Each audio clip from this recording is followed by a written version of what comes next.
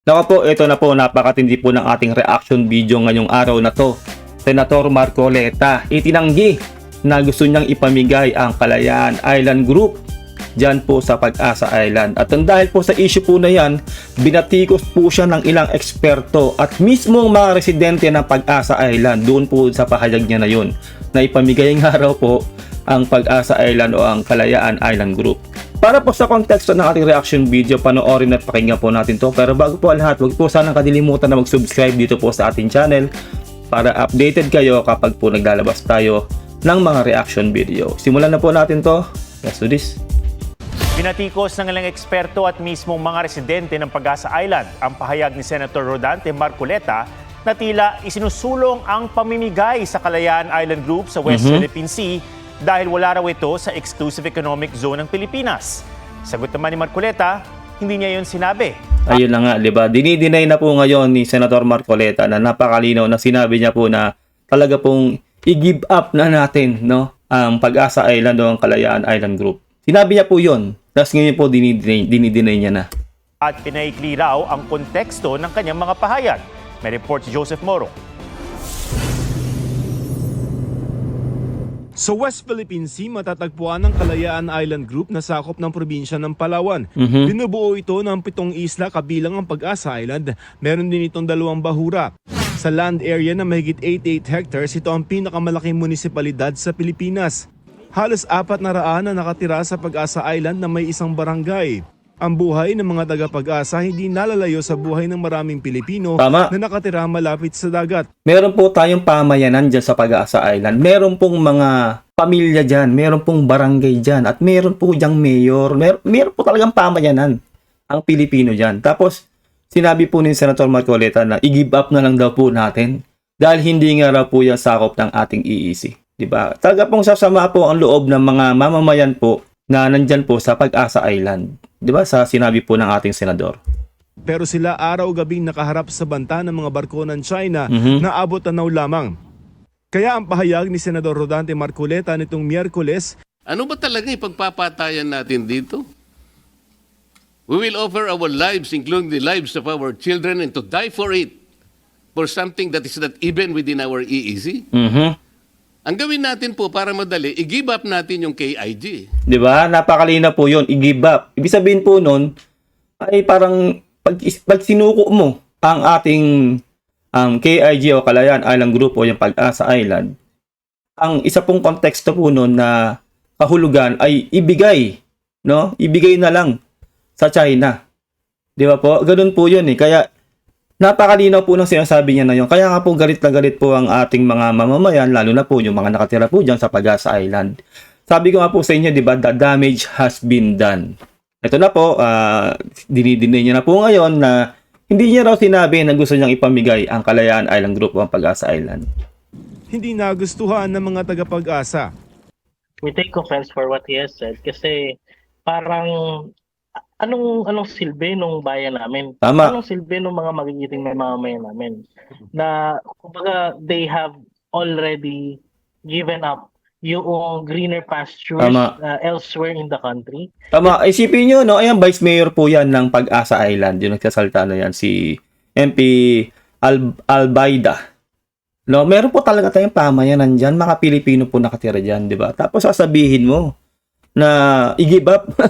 Yung ano na yan, yung Pag-asa Island, yung KIG. Di ba? Sobrang sakit po talaga niyan na marinig. Given up yung greener pastures elsewhere in the country just to stay there, bringing their kids para gampanan yung provision sa PD 5096, yung effective occupation and control. Isang resolusyon ang isusulong sa Sangguniang Pambayan sa Kalayaan sa Palawan sa susunod na linggo para ipatanggal sa record ng Senado ang mga sinabi ni Senador Rodante Marcoleta. Kasi di ba talagang ano po yan, damaging po yun, lalo po sa moral po ng mga kababayan po natin na nakatira po dyan sa Pag-asa Island. Isipin nyo yung mga buhay po nila dyan ay talaga pong nasa bingit po talaga. Dahil talagang pinag-iinitan po yan ng China. Di ba? Talaga pong araw-araw po nilang nakikita yung agresyon ng China dyan sa Pag-asa Island.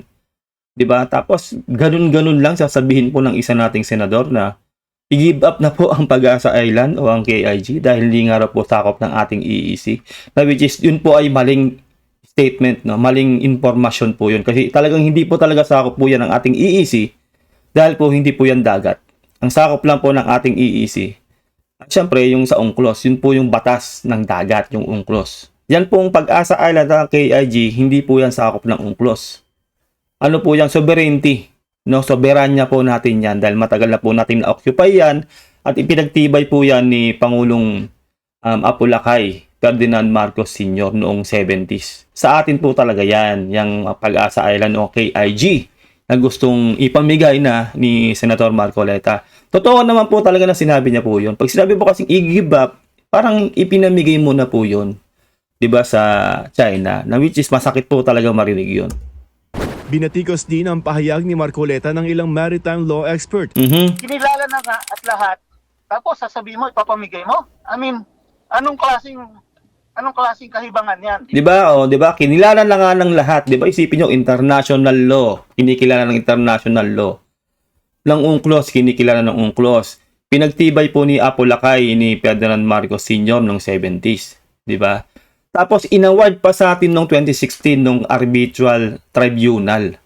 'Di ba? Napanalunan po natin 'yan, ibinigay sa atin, 'di ba? Ibig sabihin lang po noon, kinikilala talaga ng lahat, nirerespeto ng lahat. 'Di ba? Kaya nga po yung mga kaalyado nating bansa, yung Amerika, Japan, South Korea, lahat po ng kaalyado natin, todo suporta po sa atin ngayon. Dahil alam po nila at meron po tayong katibayan na atin po talagang iisin natin pati po ang ating soberanya diyan po sa Pag-asa Island. 'Di ba? Hindi po kasi tayo susuportahan ng malalakas na bansang kaalyado natin kung alam nila na hindi atin 'yan, 'di ba? Ibig sabihin lang po noon, kinikilala nila ang pagmamay-ari natin ng ating EEC at ang ating soberanya. Ganun po 'yun, 'di ba? Kaya nga sabi po dito ni Professor J. Batong Bakal, anong klaseng kahibangan 'yan, 'di ba? Kinikilala na nga ng lahat tapos ipapamigay mo, 'di ba? Kahit sino po talaga may gantong magiging opinion sa sinabi ni Senator Marcoleta. You're following the Chinese position. Dapat mag-register ka as a foreign agent. Okay. Speak. Kasi Oo. you are echoing the position of China. 'Di ba? Yan na po yung nagiging backlash yung sinabi ni Senator Marcoleta, 'di ba? You're following the Chinese position, dapat mag-register ka as foreign agent. 'Di ba? Parang sabi nga nila kataksilan po talaga ang mga sinabi ni Senator Marcoleta. Unang-una po, sitting senator po siya. Binoto po siya ng taong bayan. Baka nga po yung mga nasa Pag-asa Island, marami pong bumoto sa kanya doon. 'Di ba? Yung mga residente doon, no? Correct me if I'm wrong, kung 500 na katao nandoon na po o 300 plus. Na kasi po may pamayanan po talaga tayo doon. Baka mamaya po, marami pong bumoto sa kanya doon na galing po ng Pag-asa Island. Tapos ganun po yung sinabi niya. Dahil pamigay ang kanilang lugar, no, ang ating Pag-asa Island. Siyempre po talagang magdaramdam ang mga mamamayan. Hindi lang po sa Pag-asa Island, buong sambayan ng Pilipino halos. Majority ay nagagalit talaga sa sinabi ni Senator Marcoleta. Kaya dapat tanggapin na lang po niya yung backlash ng kanyang sinabi. Na ngayon nga po, i-deny niya na po na hindi niya raw po talaga sinabi yun. Na i-give up na lang ang Pag-asa Island o ang KIG. Okay. Speak. Kasi Oo. you are echoing the position of China. Paglilinaw pa ng mga eksperto, hindi naman EEZ o Exclusive Tama. Economic Zone ang batayan kaya teritoryo ng Pilipinas ang Kalayaan Group of Island. Yes. Sinasabi nila na parang ang pinapalabas nila, kiniklaim natin ng Kalayaan Island Group dahil parte siya ng Exclusive Economic Zone. Mali po yun. Kaya atin yan ay matagal na nating na-occupy yan at Tama. trinato bilang parte ng ating bansa. Yun po yung sinasabi ko sa inyo, no, inoccupy natin kasi sovereignty, soberanya na po natin yan. At ipinagtibay po yan ni Pangulong Ferdinand Marcos Sr. Diba? Ganun po yun. Talaga pong atin po rin yan. Yung Pag-asa Island o yung KIG. Membro ng Congress si Marcoleta yung pinasayan. Okay. So ano to? dapat alam niya, the West Philippine Sea refers to our maritime zones. Ang maritime zones natin, 200 nautical mile Tama. from our archipelagic basin plus the territorial sea of our islands outside the 200 nautical mile. Opo. Justice. Klaro yun. Justice Carpio. Basahin niya lang yung batas. Nakita nyo na, lahat po ng ating mga maritime experts at kinukondena ang sinabi ni Senator Marcoleta. 'Di ba nasa Congress pala siya nung itinatag 'yon? 'Di ba? Kung talagang masasabi natin dapat alam niya 'yon. At kung hindi niya man alam, dapat po yung kanyang research team o yung team po ni Senator Marcoleta ay nagdi-deep dive. Yung sabi ko nga po sa nakarang reaction video natin. Mag-deep dive sa kanilang pagre-research tungkol po dito kung sakop ba ng EEC natin, yung Pag-asa Island o yung KIG na which is mali po sila doon na hindi naman talaga natin sakop ng EEC natin yun. Dahil hindi po yung dagat. Ang sakop lang po, ang EEC pong matatawag ay pasok lang po yun sa UNCLOS. Di ba po? Hindi po pasok sa UNCLOS o sa EEC ang island kasi po hindi po yung dagat. Di ba? Napakalinaw po niyan. Kaya po ganito na po yung nangyayari. Talagang nagagalit na po kay Senator Marcoleta ang mga taga-Pag-asa Island, pati pong itong mga experts po natin dyan sa maritime law ay talaga pong ganito na po yung mga sinasabi ngayon kay Senator Marcoleta. Malacanang iginit na walang isusukong teritoryo ang Pilipinas. Ipagpapatuloy po ng Presidente ang kanyang polisiya na ipaglalaban natin even an inch of our territory ay hindi po natin isosurrender sa anumang foreign powers. Yun po talaga yung sinabi talaga ni Pangulong Bongbong Marcos. No? At yung pinaliwanag ko nga po sa nakaraang reaction video natin, parang ang ano talaga ng Marcos, di ba? Sila po yung talagang pro-Pilipino at pro-Philippines. Kasi nga po, ang nagbalangkas talaga nagpatibay no? Doon po sa ating teritoryo, noong araw dyan po sa Pag-asa Island at sa ating EEZ, ay si Pangulong Apulacay, no? Ferdinand Marcos Sr. Tapos ngayon po, ang kanyang anak, ang presidente po natin ngayon, ay lumalaban talaga sa mapanakop na China na even an inch nga daw ay hindi daw ibibigay o isosurrender sa foreign power o dyan po sa China. 'Di ba? Talagang ganun po yung mag-ama. 'Di ba? Ganun sila sa Pilipinas. Ipinaglalaban po ang ating soberanya, ang ating EEC. Our territory ay hindi po natin isosurrender sa anumang foreign powers. Idiniin naman ngayon ni Marcoleta na hindi niya sinabi na ipamigay ang Kalayaan Island Group. Sabi ng senador, sadyang pinaiikli ang konteksto ng kanyang sinabi sa pagdinig ng Commission on Appointments. Ayon kay Marcoleta, sinabi niya na para maisama sa International Hydrographics Organization o IHO ang West Philippine Sea ay kailangan magdeposito ng mapa sa United Nations para ipaalam sa buong mundo na inaangkin natin ang bahagi ng high seas kabilang ang Kalayaan Island Group. Ipaliwanag po natin yan tungkol po dyan sa IHO, no?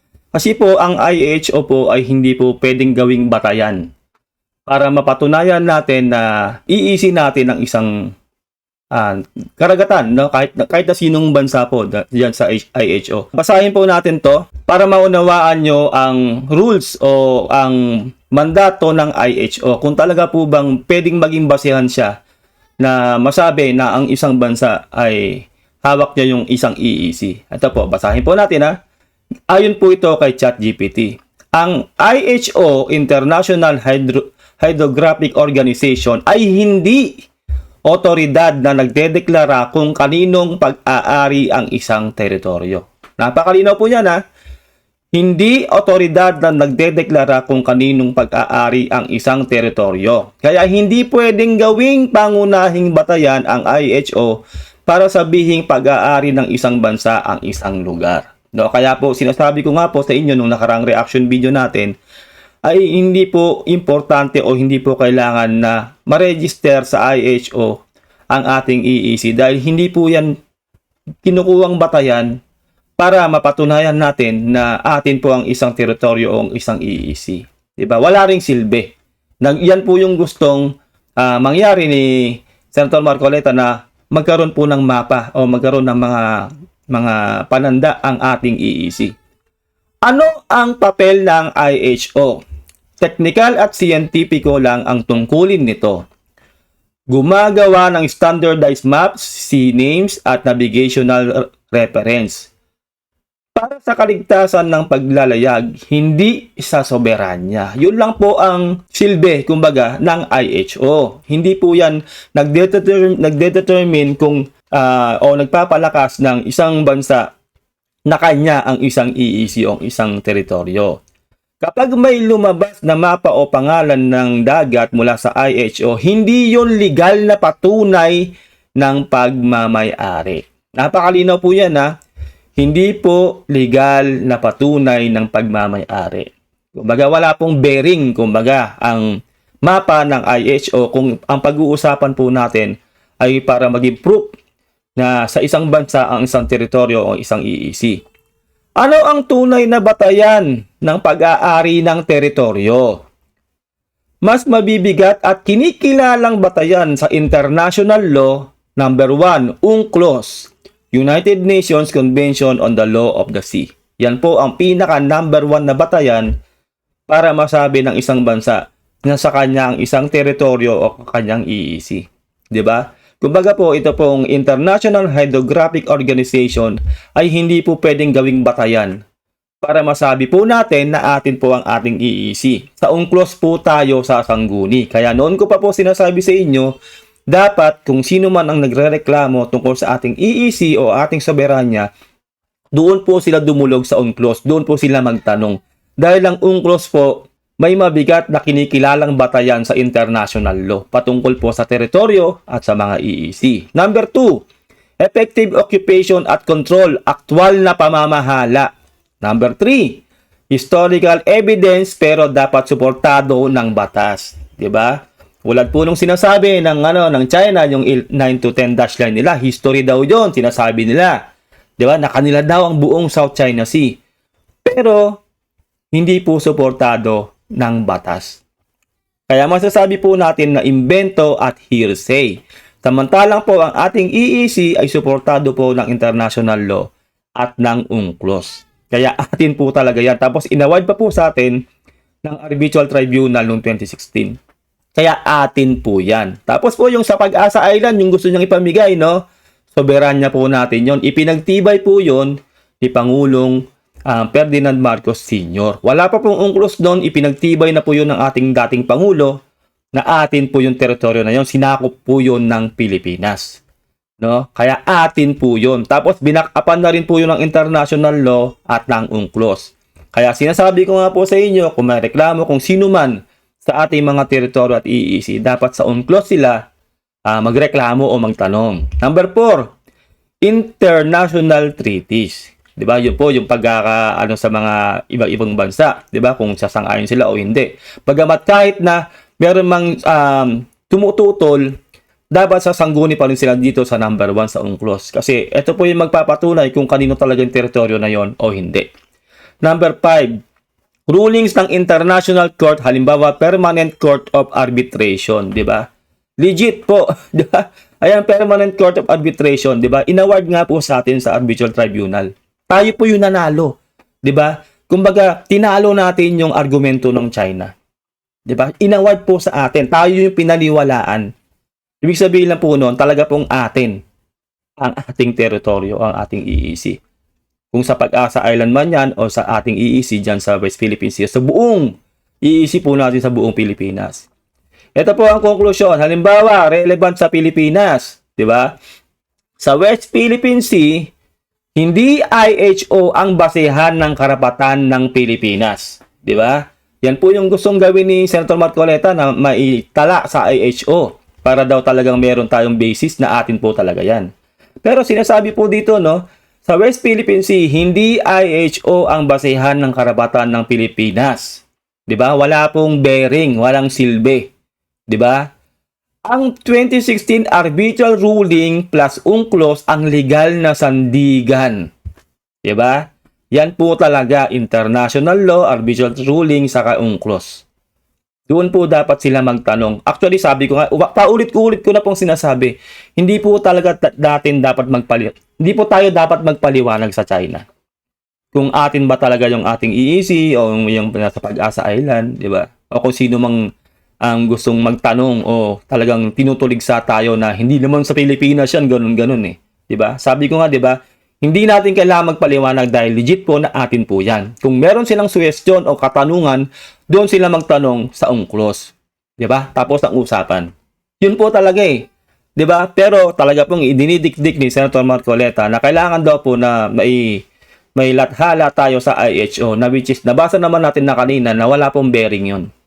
Hindi po yun nire-recognize kahit na matala pa ang ating EEC sa IHO ay hindi po yun pwedeng gawing batayan. No, ayan no. sa West Philippine Sea, hindi IHO ang basehan ng karapatan ng Pilipinas, di ba? Dahil UNCLOS ang ating batayan at arbitral ruling, di ba? Kahit may IHO map na ginagamit ang ibang bansa, hindi iyon katumbas ng soberanya. Di ba? Kumbaga masasabi natin na walang silbi, di ba? Pagdating sa soberanya o sa EEZ, no? Kahit sabihin pag malaki natin na nasa IHO kami, nakatala kami sa IHO. Hindi ka naman nire-recognize ng UNCLOS. Wala din. 'Di ba? Tayo nire-recognize tayo ng UNCLOS, inaward pa nga sa atin ng arbitral ruling noong 2016. Kaya legit po na atin 'yan, ang ating soberanya at ating EEZ. Bottom line, hindi pwedeng sabihin na pag-aari na ng isang bansa ang teritoryo dahil lang sa IHO. Paliwanag po yan, ha? Ang pwede lang itong supporting reference, hindi legal proof. Napakalinaw po niyan, ha? Pwede lang supporting reference, pero hindi legal proof. Diba? Kumbaga, masasabi po natin na kahit meron kang IHO, nakatala ka sa IHO, hindi ka naman nire-recognize ng UNCLOS, walang go signal ng UNCLOS, walang approval ng UNCLOS. Hindi rin masasabing sa'yo ang isang EEZ. Tayo, lahat binaback-upan tayo, di ba? International law, UNCLOS, at yung inaward sa atin 2016 na sa arbitral tribunal, sa arbitral ruling. Di ba? Kaya sinasabi ko nga sa inyo, di ba? Wala tayong dapat ipaliwanag sa China. Kung gusto nila ng katotohanan at ng talagang proof, sa UNCLOS dapat sila magtanong, na which is sila ay member din po sila ng UNCLOS. Alam po nila yan. Di ba? Ito po yung legit na nagtatanga-tangahan na lang po talaga rin ang China na hindi nila alam yan. Kasi, di ba, pinapasok tayo hinaharap tayo sa teritoryo natin na which is mali po yun. Pero alam po nila yan kasi nakaregister po yan sa UNCLOS. Di ba? Lumalabag nga po sila sa UNCLOS kasi hindi nila ginagalang ang UNCLOS kasi pinipilit nila ang kanilang 9 to 10 dash line na kanila daw yan. Pati nga po yung Palawan, sinasabi nila, sakop daw po ng China. Di ba? Alam niyo po yan, pero maling-mali po yun. Di ba? Kaya, ito po talaga yung mga matitinding proof natin na ang IHO hindi pwedeng gawing batayan o legal proof. No? Na pag-aari ng isang bansa, ang isang teritoryo o EEZ. Tanging UNCLOS lang po ang tanging matinding batayan para malaman natin kung talagang isang bansa ay pag-aari niya ang kanyang soberanya at ang kanyang EEZ. Ayun lang po, no? Sana naunawaan nyo ang ating pagpapaliwanag dito po sa issue po na to. Ano po masasabi nyo sa ating nagawa ng reaction video? Huwag nyo kalilimutan na mag-like sa ating video para makatulong po yan sa ating channel. Para updated ka rin, mag-subscribe ka na rin sa ating channel. Mag-iingat kayo lahat till next time. God bless and peace out. Bye.